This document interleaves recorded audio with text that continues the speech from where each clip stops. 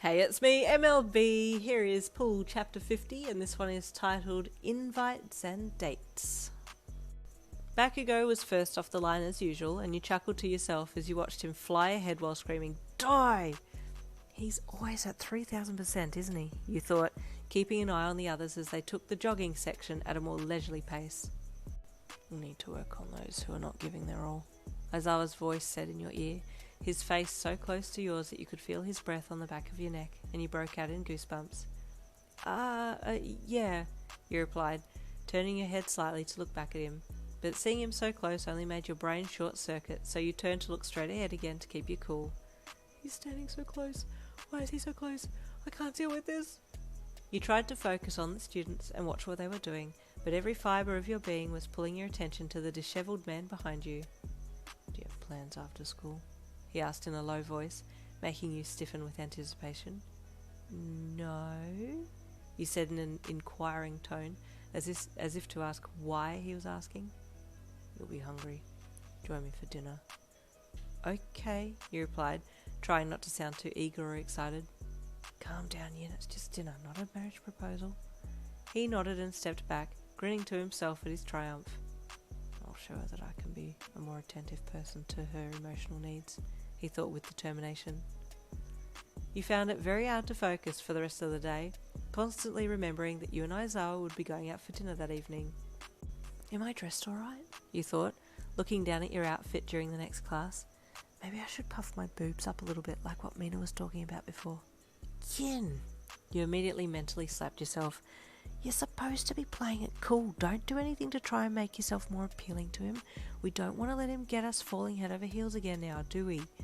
You settled back down in your chair and tried to listen to what Aizawa was talking about at the front of the room, but his monotone voice was becoming the soundtrack to your daydreams rather than anything else. Finally, class ended and you got up and went to the staff room. "Miss Lin?" Yaoyorozu called as you turned for the door. "Yes?" you asked as you looked back at her. "I have applied for exemption and it's now pending," she said with a bright smile. "I should hear from them in another day or two." "Oh, that's wonderful, Yaoyorozu. Let me know when you get the approval," you said, turning to the door once again. Miss Lin?" she called again.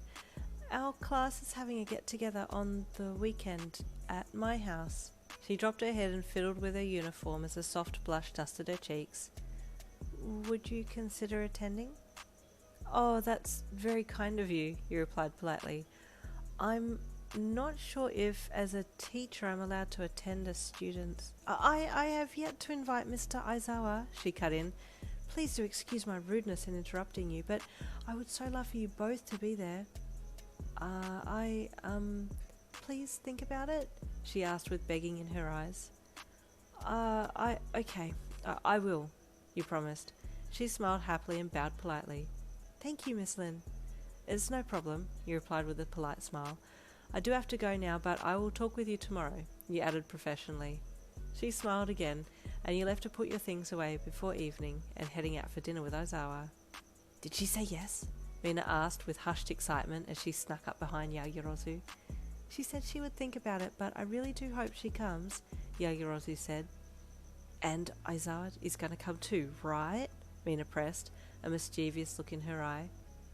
"I am yet to ask him, but I do hope so," Yaoyorozu said.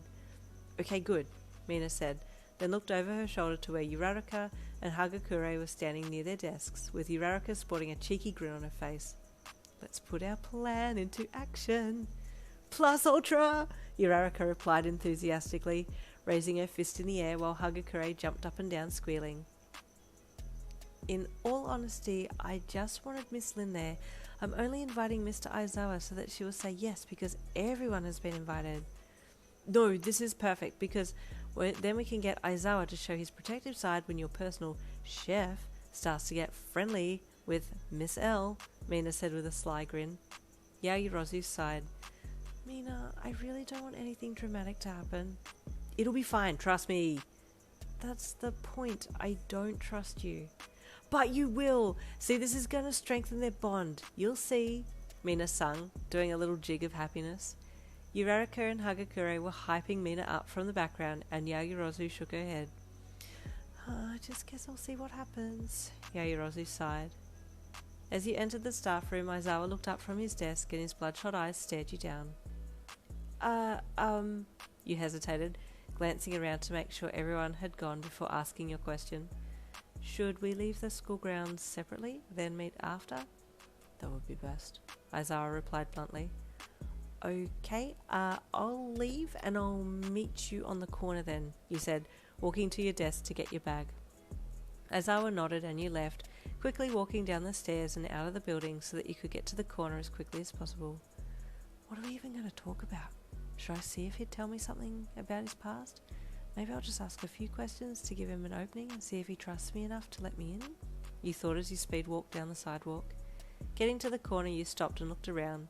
Suddenly Aizawa was beside you and you almost screamed as he dropped down from the wall of UA and stood up. Why? You wheezed. Why did you come from the wall? I was expecting you to walk out the gates like a normal person. Not about to let you leave the school grounds on your own in the dark. I trailed you from the wall, he replied nonchalantly.